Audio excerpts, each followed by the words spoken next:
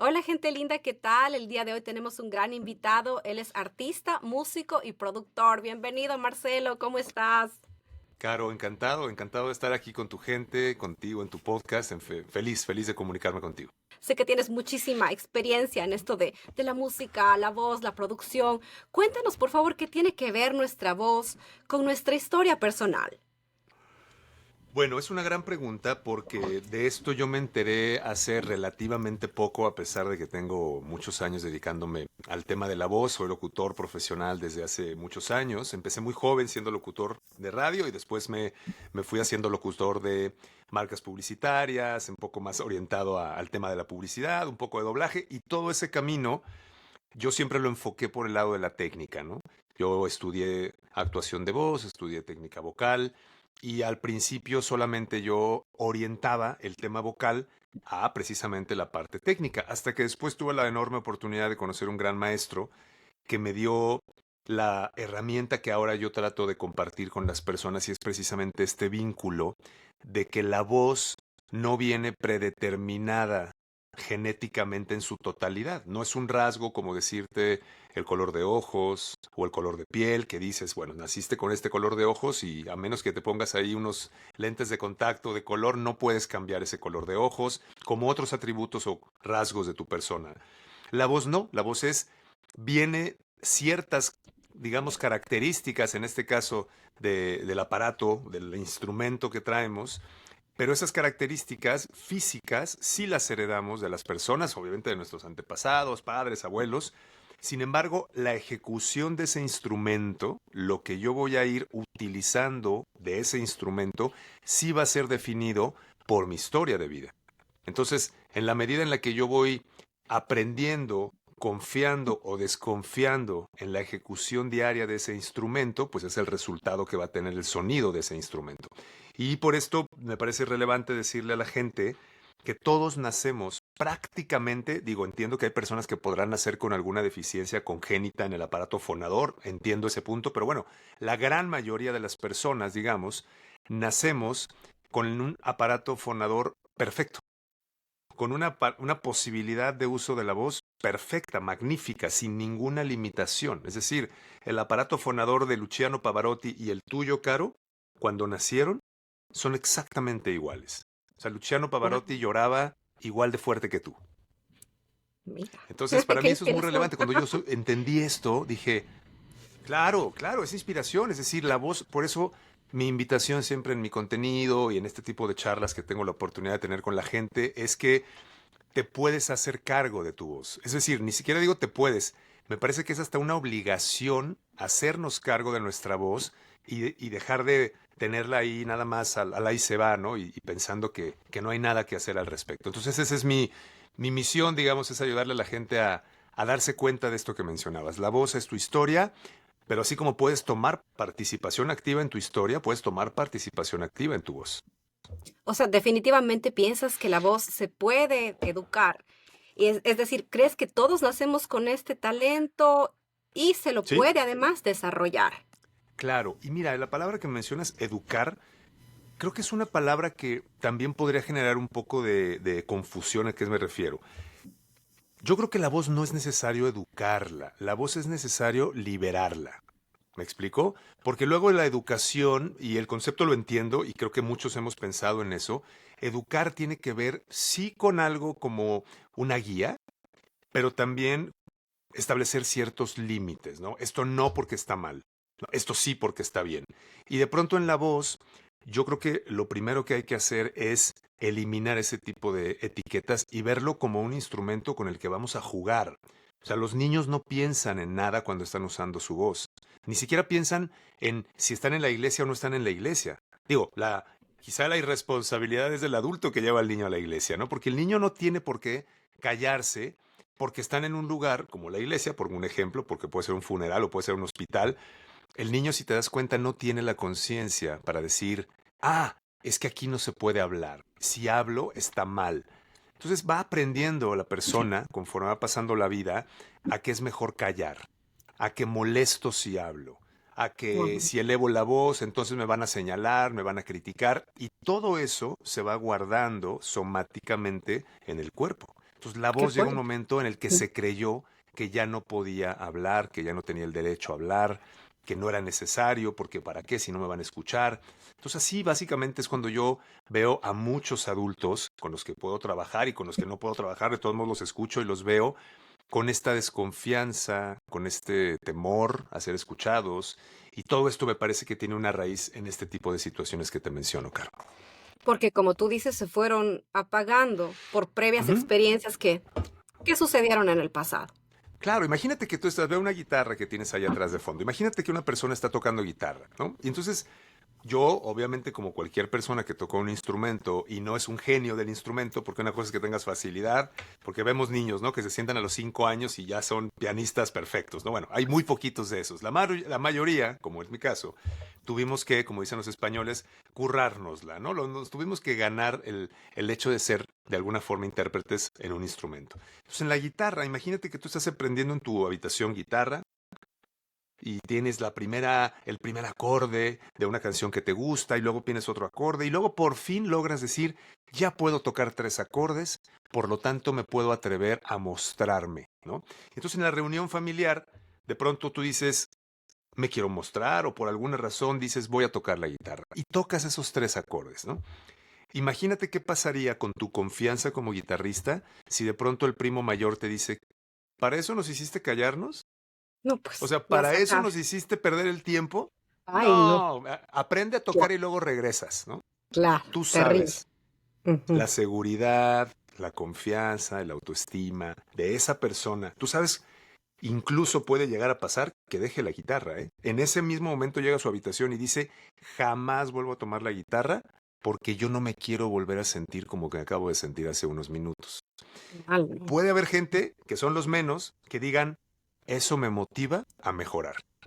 Y eso me motiva a ser una persona con todavía más conciencia de la guitarra y mejor. Pero son pocos, ¿eh? La gran mayoría de personas que viven un episodio como ese, traumático, abandonan. Y en la voz, digamos que no podríamos, porque no podemos, bueno, sí podemos, hay gente que sí literalmente enmudece.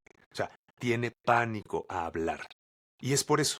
O sea, son momentos tan fuertes que te llevan a chocar con tu seguridad y abandonar, en este caso, algo como esto, ¿no? Y sobre todo, como tú dices, en etapas tempranas, cuando estás atreviéndote a hacer algo. Y si en este Ujú. momento te ves como apagado, te truncas, te abandonas Claro, tu sueño, tu intento, tu motivación, exacto, ¿no? exacto. Y eso es muy grave, Caro, porque yo le digo a la gente que las voces en general tienen es como si imaginamos una vela que es la flama, la llama de la vela, en donde esa llama tiene la posibilidad, digo, el ejemplo puede sonar muy, muy violento, pero tendría la posibilidad de incendiar un bosque, ¿no? En el sentido energéticamente hablando, pero también es tan frágil como que si le soplas y le haces, se apagó Ahí queda. y hay que volverla a encender. Entonces, desafortunadamente, en el tema de las voces, muchas veces lo que ocurre es que soplan, ¿no? Los padres, los primos, los hermanos mayores, los maestros, los jefes de laborales, le soplan a esa vela y hay que volverla a encender. Ojo, hay la cera suficiente para que vuelva a encender todas las veces que sea necesario. El tema es que la gente cree que ya no puede volver a encenderla. Entonces, ese es el tema. Mi invitación a quien escucha este episodio, este podcast contigo, es que si les dijeron que sus voces no son agradables, que si les dijeron que su voz es muy chillona, su voz es muy lo que quieras, el adjetivo que quieran, yo les invito a pensar que eso no necesariamente es así. De hecho, eso no es así. No es que no necesariamente es así, no es así. O sea, esas etiquetas y esos conceptos nosotros mismos los vamos validando y al validarlos, pues podemos o no creer en ellos, ¿no? Entonces, mientras más creamos que nuestra voz es desagradable, efectivamente nuestra voz va a ser desagradable, porque para nosotros es desagradable, ¿no? Pienso que es importante el saber rodearte de gente que te motive. Eso sería lo ideal, eso sería magnífico. Sin embargo, no podemos elegir a nuestros padres, no podemos elegir a nuestra familia. Y en la familia, muchas veces los niños no eligen a la escuela a la que van a ir. No eligen a la primaria que van a ir, no eligen a la secundaria que van a ir, dependiendo del país donde escuchen. Bueno, habrá diferentes formas de llamar a la secundaria, pero bueno, los primeros 10 años de educación, difícilmente un niño los elige.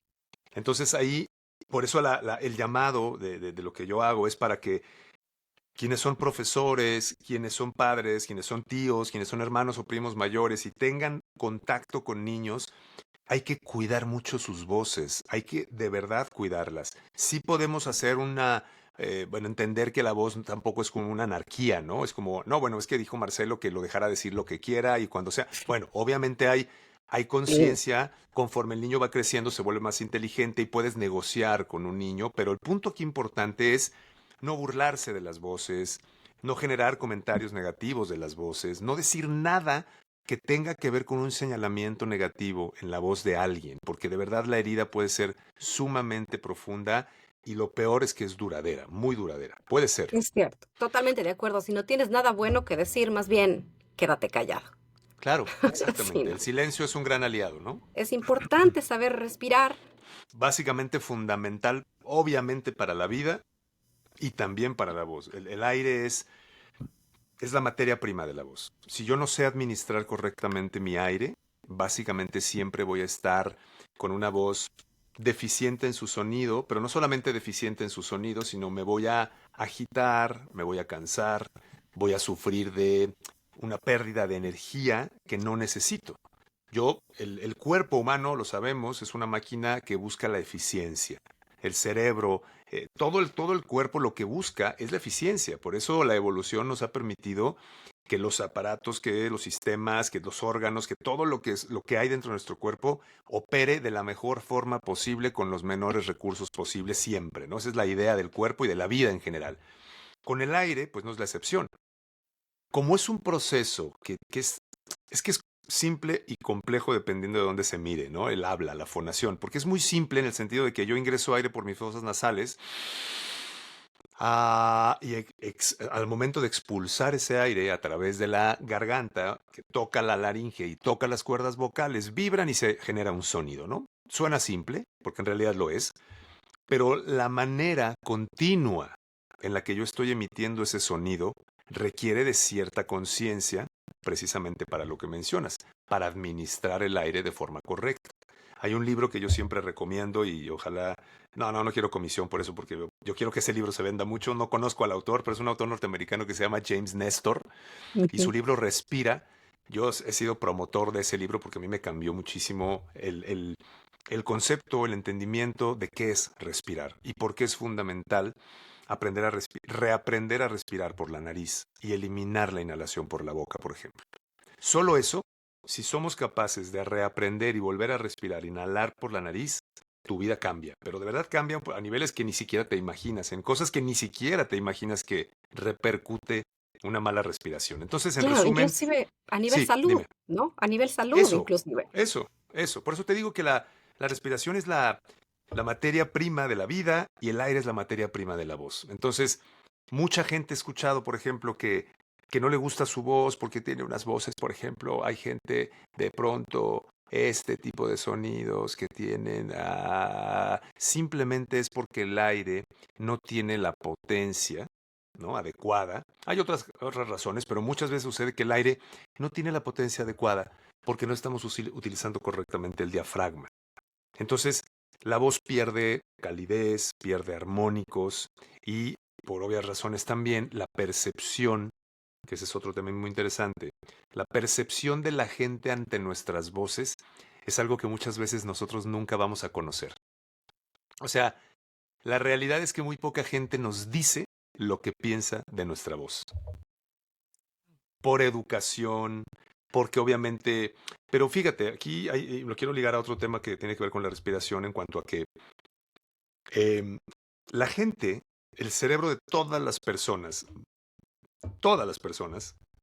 tiene precargado un cierto sistema, vamos a llamarle un software, ¿no? Que la evolución también nos ha dotado, para emitir juicios dependiendo de lo que yo escuche en la voz. ¿De acuerdo? Y por eso lo que yo hago en algunas ocasiones en las redes es cambiar la colocación de mi voz, porque si yo hablo de esta forma y llego al supermercado o tengo una llamada telefónica y cambio la colocación, la percepción que tú tienes de mí, la percepción que tiene el mundo de mí es completamente diferente. Soy la misma Guau. persona, fui a la misma escuela, sé lo mismo, tengo la capacidad de hacer las mismas cosas, pero yo estoy hablando desde una voz diferente y la percepción va a ser diferente, completamente diferente a la colocación que he venido utilizando en otro momento. Sí. Entonces, es otra Wow. cosa. La mente, el cerebro, vamos a llamarle el cerebro a nivel neurológico de las personas, cuando escucha una voz como la que acabo de hacer o una voz como la que estoy usando en este momento, ya está juzgando. Me cae mejor, me cae peor. ¿Qué juzga? Lugar de origen, ¿no? Ah, mira, es mexicano. Ah, es ecuatoriano. Ah, edad, es hombre, es mujer. Papá. Toda esa información el cerebro la genera, pero aquí hay una noticia. No siempre es verdad. No siempre es verdad. Yo puedo asumir información que me da mi cerebro, pero yo hasta que te pregunté de dónde eras, yo podría haber pensado quizá, ah, mira, porque los ecuatorianos y los mexicanos tenemos un acento muy parecido, ¿no? Yo Ujú. podría, si no te pregunto, podría pensar que eres mexicana. Y eso cambia la percepción. Imagínate que yo, vamos a inventar algo, ¿no? Imagínate que yo tuve un socio ecuatoriano o una exnovia ecuatoriana y terminé mal. Imagínate que mi recuerdo de los ecuatorianos es que tuve un socio que me estafó o una novia no sé, que me engañó. Cuando yo escuche tu acento ecuatoriano, ¿qué crees que voy a sentir? Algo El raro, último algo recuerdo. negativo. Pero imagínate que al Va a quedar contrario, en tu recuerdo. exacto, Ujú. imagínate que mi socio actual es ecuatoriano y mi mujer actual es ecuatoriana y escucho tu acento y digo, ah, Te Ecuador, da cómo lo otra quiero, va, percepción. va, va. Exacto. Claro. Entonces, dependiendo de lo que yo tenga como previamente adquirido, es el juicio que voy a tener de las voces. Por eso te digo que vivimos en un mundo en donde desafortunadamente no hay mucho más. Yo siempre digo esto, o sea, la primera impresión auditiva es brutalmente determinante. Muy. O sea, desafortunadamente hay que remar en contra para cambiar esa primera impresión auditiva, Sí, porque porque el como cerebro tú la dices, graba. a veces es erróneo, a veces nos hacemos cierta imagen Claro, errada de alguien cuando es claro. totalmente lo contrario. Puedes Sí, estar triste, puedes estar cansada, puedes estar, o sea, hay muchos factores que a mí me pueden hacer pensar muchas cosas cuando en realidad no son así. Entonces yo no te pregunté, yo no indagué en cosas que están sucediendo quizá contigo y me hago una imagen de ti. Entonces esa imagen ya la tengo. Y para ujú, revertirla a veces es complicado. Entonces es como una invitación a decirle a la gente, tu voz siempre va a estar siendo juzgada por los demás, pero no desde una energía de que quieran juzgarte. El cerebro lo hace por default. No naturalmente. pregunta, Ah, naturalmente. Entonces, hacer las paces con ese proceso para también evitar el hecho de estar paranoicos todo el tiempo de, así son, es la ahí me van humanidad, a así juzgar funcionamos, claro, ¿no? Exacto, nos sí, van a juzgar todos, ex siempre. todo el Pero tiempo, hagas lo que hagas. exacto, por eso que te digo Sí, lo más importante, Caro, es, y esa sí puedo tenerla yo clara, es qué relación tengo yo con mi voz. Esa sí está en tus manos. La gente puede decir lo que quiera. Si yo tengo una relación sana con mi voz y yo cobijo a mi voz y yo le digo, no te preocupes, yo estoy contigo, entonces la cosa cambia. Pero si no, si yo soy de esos y volteo con mi voz y le digo, no, pues claro, es que estás chillona, eres gritona, eres esto, no. pues entonces la voz, ¿con quién se alía? ¿No? ¿Quién está del lado de tu voz? Nadie. Tú te sumaste del lado del bully. Claro, por supuesto, porque no vas ni siquiera a poder empezar ningún proyecto porque ya tienes ese prejuicio contra ti mismo, que es más Claro, grande claro. todavía. Eres tu primer bully, ¿no?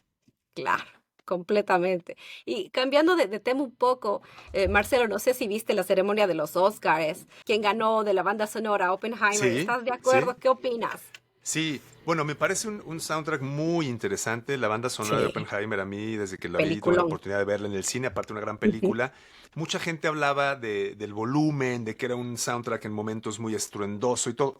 Estoy de acuerdo, pero creo que también la música en el cine me parece que, bueno, se llama rango dinámico, ¿no? Hay veces que necesitas sonidos muy tenues, hay veces que necesitas explosiones, y estábamos hablando del creador de la bomba atómica, o sea, el estruendo más grande que el mundo ha escuchado o ha sentido, artificialmente hablando, es y ha sido la bomba atómica. Entonces me parece que la banda sonora sí tenía que equipararse en sensaciones, en feeling, a este evento trágico, terrible por una parte, increíble en avances científicos por otra parte, pero a mí me gustó mucho lo que hizo el compositor. Ludwig Morganson me parece un extraordinario músico que ya había trabajado con Christopher Nolan en otra película, en Tenet, había hecho Black Panther, ha hecho Ah, una Black, sí. cantidad inmensa de soundtracks. Y bueno, es un prolífico y de los mejores productores de esa generación de Estocolmo que después se mudaron a Los Ángeles para estar ya trabajando con, pues digamos que codo a codo con Hollywood,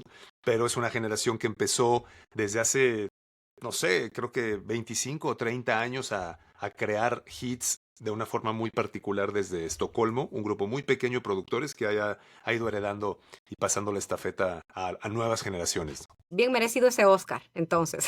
Yo creo que sí, para mí sí. Sí, Digo, a ver, no puedo, no vi todas las películas y todos los, no, escuché yo los tampoco. soundtracks, pero me parece que Sí. sí tiene un trabajo detrás increíble como para haberse Sí. llevado eso. Opino lo mismo, o sea, como tú dices, bastante sonoro, en el sentido como tú usaste el calificativo perfecto, no recuerdo cómo mencionaste esto Sí, de cuando es es bastante estruendoso, ruidoso, ¿no?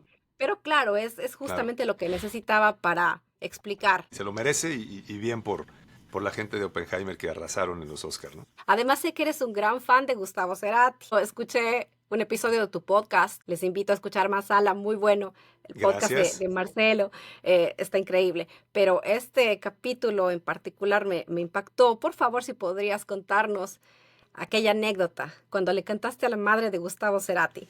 Sí, bueno, una historia que la vuelvo a contar o la vuelvo a recordar y me sigue pareciendo hermosa e increíble al mismo tiempo. Bueno, resulta que a manera de resumen yo escribí una canción muy pocos días después de que me enteré de aquel accidente cerebrovascular de Gustavo Cerati. Para mí Gustavo Cerati una figura fundamental en mi gusto por la música, en mi interés de tocar la guitarra, en mi interés de componer mis primeras canciones. Es una persona que de verdad siempre ha significado muchísimo en mi carrera musical, Te como marcó. fan y como músico y como productor, etcétera. Entonces, para mí, cuando recibí la noticia fue como un impacto enorme y dije, bueno, la única manera en la que yo creo que puedo retribuir o decirle algo a Gustavo Cerati, pues es con una canción. Entonces me decidí a escribirla, fue muy rápido, creo que ni la pensé, que son creo que las mejores canciones cuando estás como depurando, como canalizando algo que no está pasando tanto por el cerebro. Y bueno, la coproduje con un amigo, productor de aquí de Guadalajara, México, extraordinario productor, también muy fan de Gustavo Cerati. Y lo único que hicimos fue subirla a YouTube. Nada más era, oigan, pues la subimos a YouTube. Corría el año 2010. Y pasó el tiempo, recibí excelentes comentarios, mucha gente sumándose, ¿no? Porque en este momento nadie sabía qué iba a pasar con Cerati. Y bueno, me voy a vivir a Argentina, me voy a vivir a Buenos Aires un tiempo a estudiar temas de grabación, de producción de audio. Y cuando yo estaba en Buenos Aires, precisamente, recibo un mensaje vía Facebook de una chica que me dice, hola Marcelo, te saluda Claudia, soy la presidenta de un club de fans importantísimo acá en Argentina, de los más antiguos de Soda Stereo, y te escribo para decirte que tu canción, desde que la escuchamos, ha significado para nosotros dentro del club, pues un bálsamo, un cobijo, un consuelo, y bueno, te Wow. quiero preguntar si podrías enviarme la canción vía MP3, porque yo tengo contacto con la madre de Gustavo Cerati, con la familia de Cerati, y se la quiero entregar, ¿no? Entonces, bueno, yo leo ese mensaje en Buenos Aires y le contesto y le digo, no me lo vas a creer, pero estoy viviendo en Buenos Aires, está pasando, ¿no? Ella obviamente tampoco lo pudo creer, y bueno, eso es increíble. Qué Bueno, coincidencia. por qué no me acompañas entonces a entregársela, ¿no? Ya te imaginarás, o sea, la sorpresa. Pero yo todavía no sabía ni quién era, no tenía forma de comprobar que eso fuera Claro. cierto. Yo estaba No sabía si totalmente era diciendo, estafa, si era real, si era yo pen- invento. ya me imaginaba yo viendo ahí, estando en la estación, como dicen en Buenos Aires, del subte, del metro, y que nadie Súper, llegara, ¿no? Yo tenía claro. obviamente esa idea, dije, nadie va a llegar, me vieron la cara, bueno, en fin.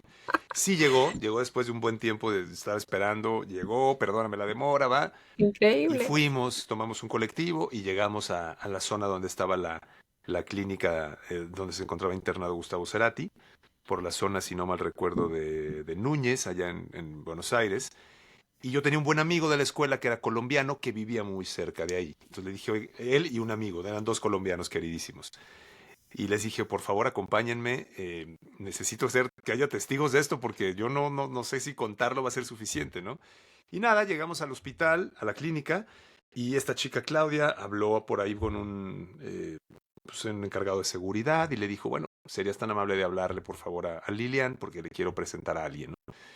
Yo ahí sí dije, bueno, creo que esto sí va en serio, ¿no? Y sale Lilian es la después, madre de Lilian es la madre Cerati, de Gustavo Cerati. Lilian es una persona que, bueno, bueno, yo la veo venir y dije, ya, esto es oficialmente, está pasando esto, ¿no? la sangre al piso. Sí, no, yo estaba completa. Y yo me llevé mi guitarra en esa ocasión. Llevaba la canción en un disco, en un CD, y además llevé mi guitarra porque pues la traía mi guitarra de viaje. Entonces dije, me la voy a llevar. No, algo me dijo, llévate la guitarra. Cuando sale Lilian, la madre de Cerati, Claudia le dice, bueno, Lilian, mira, quiero que conozcas a Marcelo, es un mexicano que escribe una canción hermosa para Gustavo, que nos ha ayudado muchísimo, nada, nada, sé qué, y te la queremos entregar. Y entonces voltea a la madre de Cerati y me dice, bueno, pero ¿por qué nada más me la vas a entregar si yo veo que tienes tu guitarra? ¿Por qué no me la enseñas? ¿Por qué no me la cantas? ¿No? Y yo todavía, o sea, a Wow. pesar de que me llevé la guitarra, no es que yo hubiera ido realmente con esa intención, o sea, no era como que, voy a cantar, yo no sabía ni qué iba a pasar. Entonces cuando me dice eso, dije, bueno, pues adelante, claro, saqué mi guitarra y literalmente recargado ahí en la pared afuera de la clínica, canto la Wow. canción. Qué increíble. Y termina la canción y me toma del brazo la madre de Cerati, volteo y tenía una lágrima y me dice, la canción es bellísima, me encanta. Dice, Me si la tienes imagino. en CD, pues me gustaría mucho que me la dieras porque Gustavito, ¿no? Así le decía a su hijo, decía, porque Gustavito tiene sesiones de musicoterapia y yo quiero que él escuche esta canción. Entonces, lo último que hice fue darle la canción en su mano a la madre de Gustavo y bueno, pues ahí terminó. Platicamos todavía como una media hora, muy, muy generosa, la señora increíble hablando, yo haciéndole preguntas, preguntándole que si cuál era su disco favorito de Soda Stereo, y yo preguntando, dije, bueno, pero muy una conversación como si estuviera hablando con la madre de un amigo, de verdad, una señora, una luz increíble, y bueno, tomamos una fotografía y ya, bueno, volvió al encuentro con su hijo, y para mí, pues me tocó la fortuna de tener un encuentro muy cercano con ella, con la familia, y pues fue lo más cercano que pude estar de él en una circunstancia como esta. Así es que pues una historia que, como te digo, me sigue Wow. conmoviendo y me sigue haciendo sentir muchas cosas. Claro, imagínate cómo pasan las cosas, qué coincidencia. Tú justamente en Buenos Aires, en Argentina, o sea, te fuiste a estudiar, Ujú. pero era como que tu propósito era otro. Claro, claro, yo no sabía realmente a qué me habían enviado a Buenos Aires y me enteré después de eso. Así es que para mí fue como wow, algo increíble. Vayan y escuchen el episodio completo en el podcast de Marcelo, que lo vamos a dejar aquí abajo Gracias, gracias, también. Caro. Claro que sí. Encantado de que lo escuchen. Sé que haces también talleres online. Mira, a raíz de la pandemia, como a todos, creo que la pandemia vino a cambiar muchísimas cosas de la vida, del trabajo de mucha gente, entre ello lo que yo venía haciendo desde hace tiempo, que es impartir talleres de este tipo. Y cuando llega la pandemia, pues yo, como muchos, dije, no sé cómo le voy a hacer, imposible dar talleres de voz a distancia, este tema tiene que ser presencial, ¿no? Y otra vez esos bloqueos y esos, pues sí, bloqueos que uno mismo se pone, ¿no?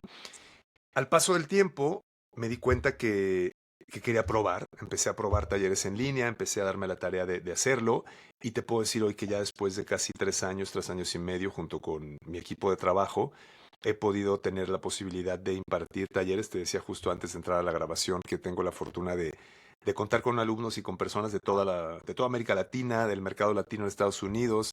Recientemente una mexicana que está viviendo en Qatar, gente que está pues en todo el orbe, y para mí es un gusto. Estos talleres los pueden encontrar en la cuenta de Tu Voz es Única Taller en Instagram o bien en el sitio web tuvozesúnica.com. Igual Conmigo lo dejamos aquí. directamente, sí, gracias. Conmigo directamente yo también hago, conferencias, talleres empresariales, corporativos para empresas donde el lineamiento básico es ayudarle. A ver, la mayoría de los conflictos en las empresas precisamente surgen por la falta de comunicación adecuada.